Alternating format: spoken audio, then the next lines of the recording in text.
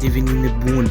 te-ai despărțit de Andrada, ai căzut la învățătură, ai 7 la română, tu nu știi să faci ceva,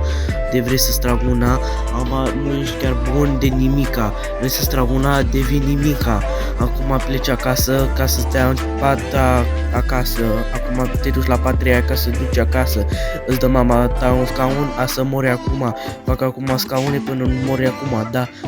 ai devenit un prost, de ce te dau de Andrada, fiindcă ești un prost, da,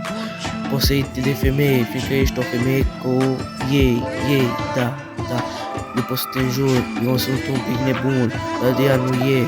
e foarte bună la învățătură, e foarte bună, ea nu s-a născut deloc, prost ca tine, fiindcă nu e deloc, ea nu-i prost ca tine, acum să tu mor până nu ai albine, da, albine mor rapid, dacă te înțeapă mor ca un rapid, da, mor tu acum ca o albină, ești o albină, da, vorbesc prea multe de albine, acum tu ești una, fiindcă tu o să mori acum bine, da, uite ce semne fac aici, ăsta e marca ta, fiindcă nu poți să faci nimic, da, acum îți trag două, vrei să mori acum?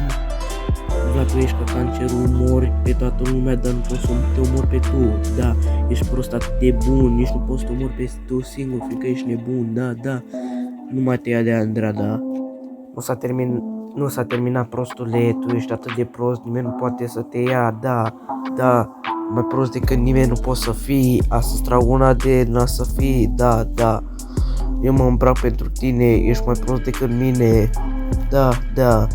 eu măcar sunt deștept, am 2 la română și 1 la